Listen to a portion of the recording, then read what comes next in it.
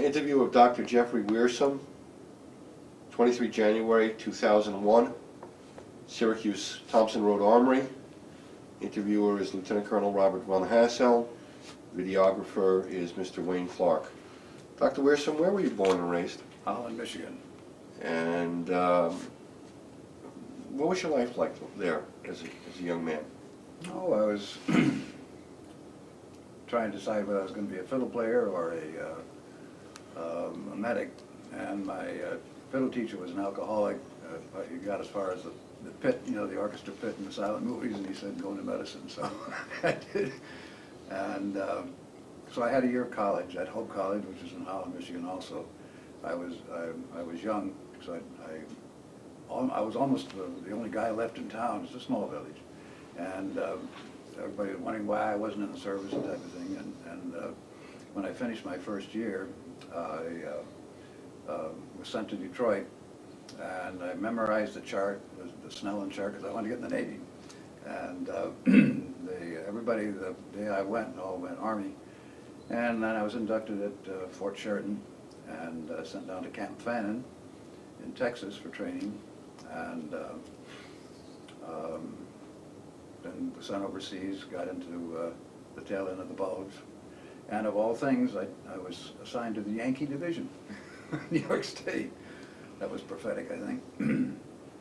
And, when you mentioned the Snelling chart, you mean you memorized the eye chart? the eye chart. Your eyesight wasn't that good? Well, I've always worn glasses, and I was hoping that because the Navy people probably wouldn't accept a guy with glasses on, that maybe I could sneak by that way. But So how did you become a part of the Yankee Division? that was just the way they assigned us when we got off the ship and went into Metz and regrouped there, and they assigned us to the Yankee Division, and that was more or less a cleanup operation then. And do you remember your regiment number? Or what part of the division were you with? I think it was 130. No, I'm not really sure now. B Company. I was a rifleman, and we just went up to our area. You know, did some chasing and so forth, and then we foxholed for a while. And then when that operation pretty well cleaned up, we were then assigned to Montgomery's Corps in the Netherlands. Incidentally, I was right behind Patton when he was directing traffic. And the only thing they didn't do in the movie was show his exact language. Was it a little colorful? Colorful? Colorful. These blasted things out here. But in much more colorful language. He was quite a guy. We all had put ties on. You know, we come out of it all dirty from foxhole living. Had to put our ties on, and we all spit and polish while he was there, you know. That was interesting. So, so you went overseas as a replacement? Yes. Not knowing what division you were going to be That's assigned correct. to? That's correct. And so when you first got to, was it England or France? No, we embarked at Le Havre. Mm-hmm. And so from there you went to a replacement depot? Pretty much. We just sort of went, and I can remember, you know, driving into Metz, and you're here in this company, and that's where we were, and then we went up to the front. And What kind of reception did you get from your new division when you were in the vicinity of Metz and you were assigned to them? Did the old hands tend to ignore you? Or no. It was a great bunch of guys, actually. All kinds of characters in it. Like a professional gambler, and somebody who was got in there because they gave him a reprieve from prison to be in there. Our platoon sergeant, master sergeant, was a real Okie, a real tough guy. Matter of fact, he got himself blown up. I'll get into that in a minute. But real good guys. They were. The only thing is you can't play poker with them. Now this was the 26th Division? Yes. What about the New Englanders? What were they like? Were there any of the old? It's fine. Not too many. It was mostly replacements by that time. Most Mostly of them got replacements. shot and had been pretty well decimated, I think. And when did you first go into combat? Right after we arrived, about the 4th of January, something like that, and we went right up and got right into it. And That What wasn't were your- very long, because it didn't take long after that to clean it out, you know. Yeah. Mhm. What were your initial impressions? I mean, Scared? did you feel like what you had been trained, your basic training, did it prepare you for anything? Oh, I think so, yeah. It would, anybody that trained in Texas in the summer, it was hotter than blazes down there. And then our bivouac was fortunate because it suddenly turned cold. That was around Thanksgiving time, and it was cold and icy and rainy and snowy. We were up there for 2 weeks, so we got in, and it, you know, got accustomed to be out indoors in the cold and so forth. So you were right in. You arrived as a replacement right at the end of the Battle of the Bulge That's period. correct. That's correct.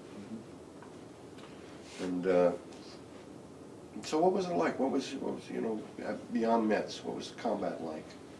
Well, I didn't really see much until we more or less would dig a foxhole and then go further, and I really didn't see much of the enemy at that point. And at that point, then they decided that Montgomery needed help, so our whole division was trucked up to the Netherlands, and that's when I saw some real stuff. What happened up in the Netherlands? Well, actually, we were going from the farms were arranged in quadrangles, buildings all around the central part, and we had cleaned one out pretty well, and the commander, our captain, said, "Wiersum, you stay here and be rear guard, and the rest of us are going to go up and sort of scout out the next quadrangle." And it started to get light, and all of a sudden I had heard some movement behind me, and I turned around, there was a guy pointing a gun at me, and said, "Who the hell are you?" You know. Then he asked me all kinds of questions, who won the World Series and everything else like that, because they did not expect any U.S. troops there. I was just sort of guarding the rear, you know, for anybody that might possibly come up.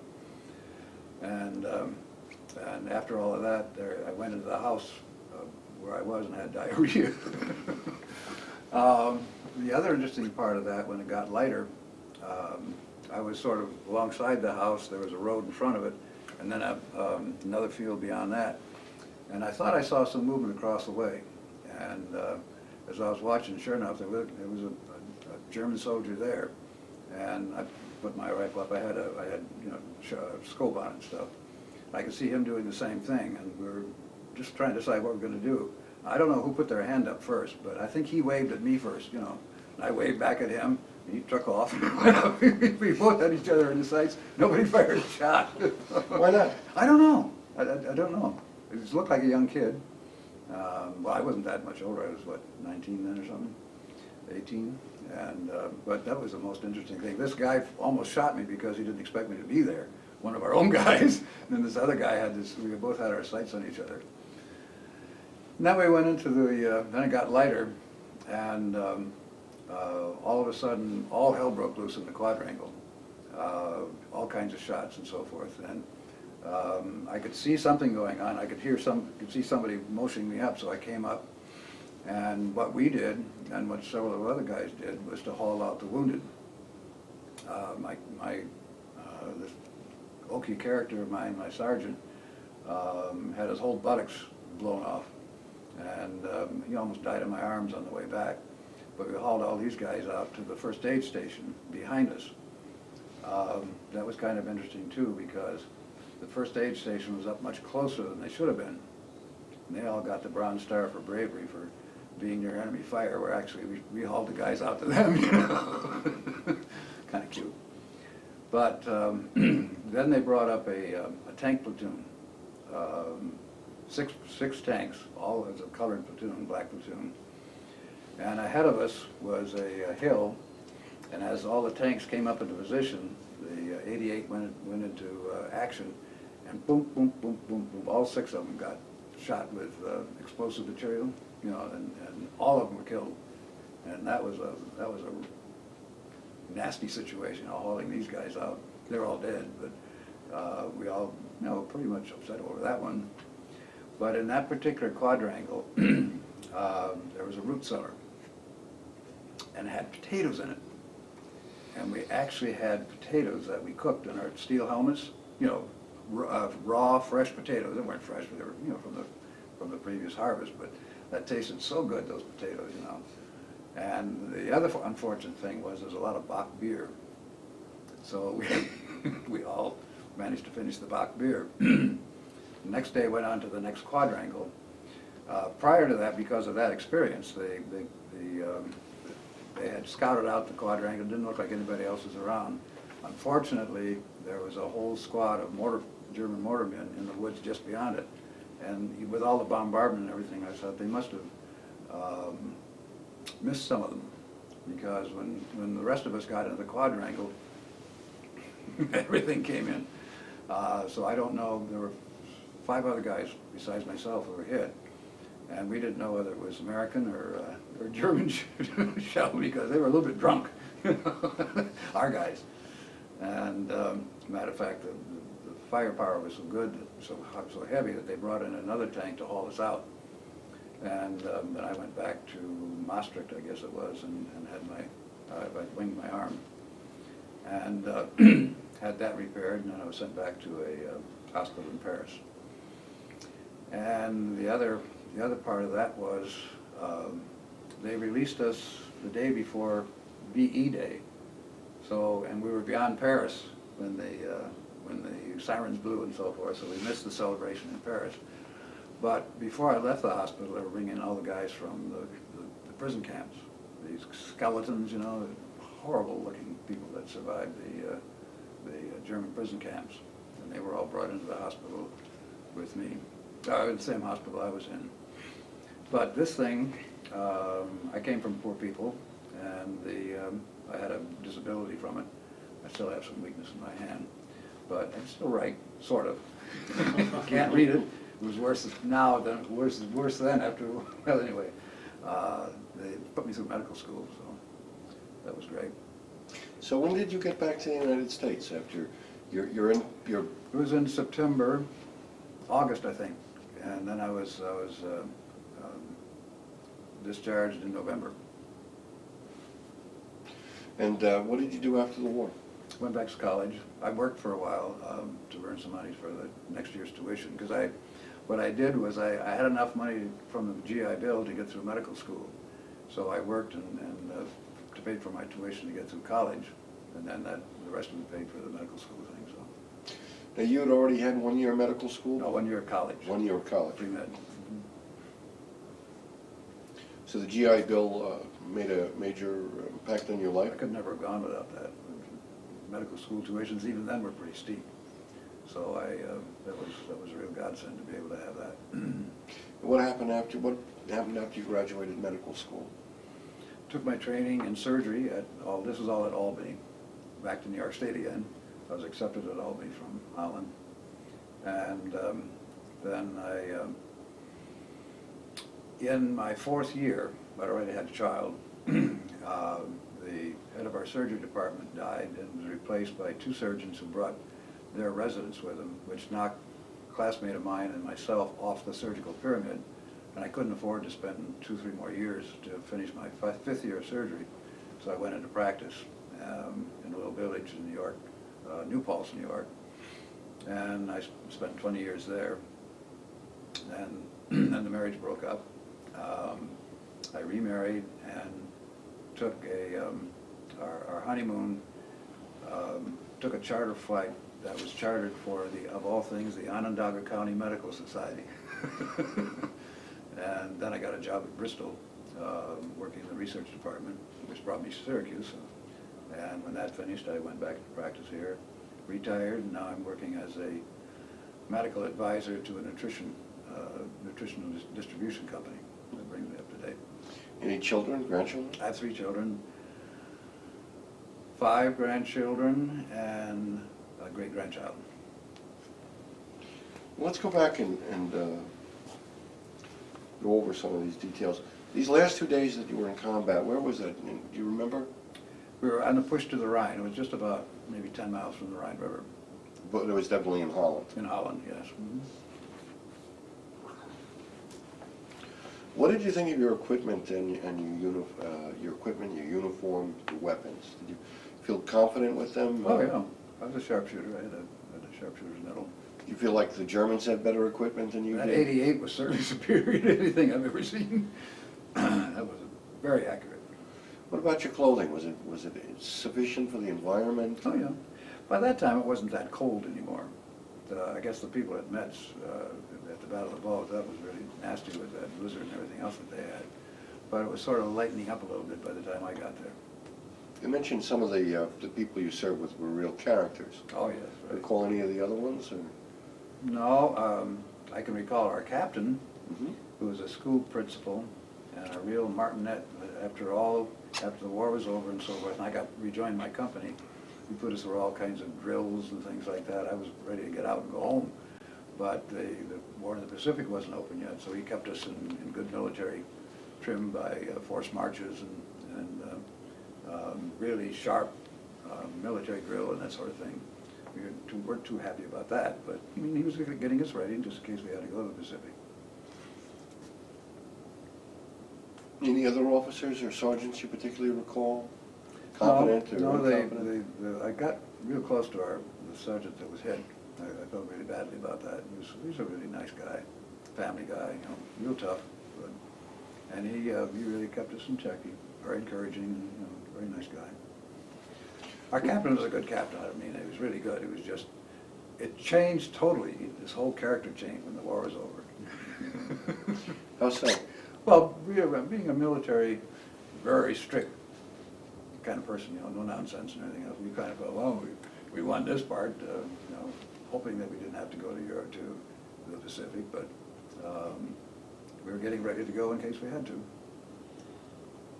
Now, the black tank platoon that was destroyed, were you surprised to see a black tank platoon? No. And it was kind of an unusual unit for those days. It was, yes, it was. But the burned black bodies was, I'll never forget that sight. It was a horrible, horrible sight to see those guys. Some were quite mangled from the explosion, plus the fire and everything else like that, you know. That was tough. Is it the first time you'd really had any contact with black people? Except for the people that we met in service. Holland was a white Protestant Dutch Reformed town. And even the black students that came to the college would have to go in the back door of the barber shop to get their haircut and stuff like that. It was very segregated. And it's almost like it must be in South Africa, you know, the apartheid thing. Did that experience in Holland change your attitudes towards blacks? No. I was sort of the maverick in the family anyway. You know, I didn't quite go along with the strict, how should I say, upbringing of my parents. They were, you know, nobody was any good except a Dutch Reformed Protestant. We had a Catholic family living 3 doors away, and don't play with those Catholics kind of thing. And that turned me off. I didn't like that. You must have met a whole bunch of different kinds of people when you were in the service. Certainly altogether different from the nice little goody two, you know, kids that I grew up with. Did the service change your life in any way? I think it made me a lot more open and a lot more, certainly got rid of all that strict, there's nobody good except my closest friend in college was named Robert Hall, and he married a gal who was adopted by a family in a little village near us, and kind of a swarthy complexion type of thing, obviously not Dutch, but my mother couldn't get over that nice Dutch girl marrying that English guy. And he was in my home. We used to play duets and things like that. He was another fiddle player. That's that kind of, you know, You thing I said could stand. you had seen Patton directing traffic. Oh, that was a clip. Like the scene in the movie. Yes, exactly so. That was the only thing that wasn't accurate was his language. Did you ever have any other occasions to run into General Patton? No. Oh, when our second honeymoon was on a schooner race that we just happened to be on one of these schooner ships out of Camden, and Patton's boat was part of the race. His boat, he was already dead by that time, of course, but his boat was part of the race. But I loved that movie. The movie of Patton was great. What did you like about it? The whole thing, George Scott, of course, did a marvelous job, but this guy was really, really a great guy, I thought. What was his reputation at the time among the troops? Don't mess with that son of a bitch, you know. Do what he says. Right. When you look back at it now, after all these years, is there anything in particular that stands out in your mind? No, I think it was great to be able to get out of that very cloistered environment I was in. It made me realize that there's a whole bunch of other kinds of living out there that was very, very good for me, I think. Do you feel like you did something worthwhile when you were in the service, or? Oh yeah, we were doing you know, the Nazi regime was something that had to be wiped out. I was glad to be a part of it. I was anxious to get back to school. That's what I really wanted to do. But you know, here I went into medicine to save people, and here I'm out there trying to shoot people. That was kind of incongruous, but that had to be done. You know. Why didn't you seek a job in the medical corps? Or? Well, at that time, everything was just bam, wham, bam, thank you, ma'am, you're in the Army, glide. Like I said, I've always loved, my Dutch ancestry was sea people, and I think that's why I wanted to get in the Navy. Mm-hmm.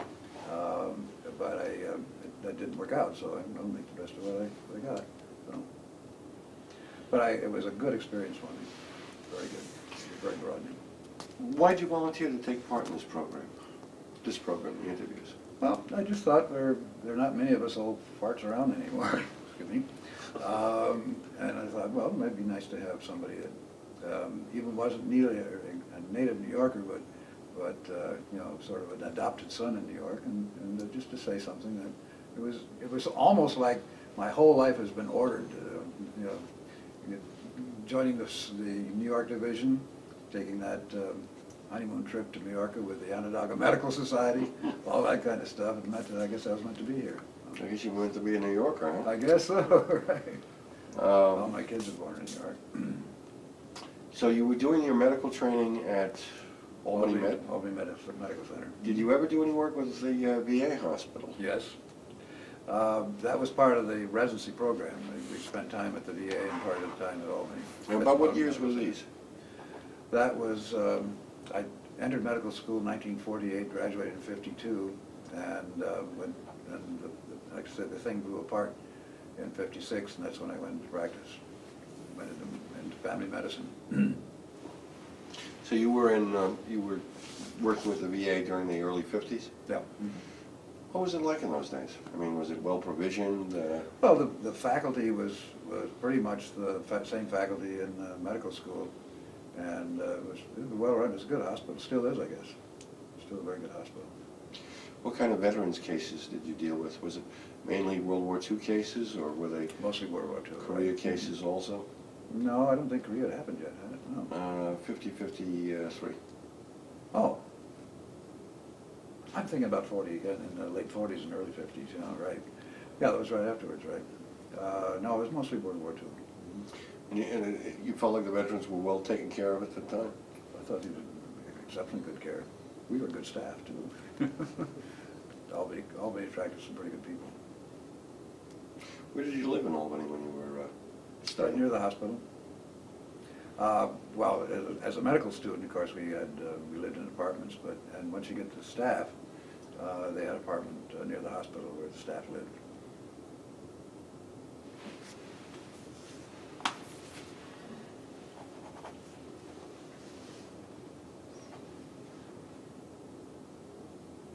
Anything else you'd like to add? Not really. It was a very good experience. Small town boy to get you know, get some good experience what life is like out there. You know, it probably made me I suppose probably it made me a better doctor to see all that went on and what a nonsense war is, kind of thing. You know. Although it's a necessary thing. I mean, you can't let somebody walk all over you. You've got to defend yourself. But the part of our training, Albany had, at that time, before they built all the new buildings, that was the gut. And being in surgery, we would get all the knife cases and shooting cases. They used to send New York City cops up to the gut for training. It was tougher than most places in New York that they would be working in, and we'd get the injuries, you know, in the emergency room. That was a very good thing, I think. But another thing to see, you know, how people less fortunate than you, how they live and what kind of problems they get into. It's a good thing. You ever talk to your children about the war? Some. Anything in particular they seem to be interested in? No, just the fact that Daddy went, you know. They find it hard to imagine a doctor having been a rifleman?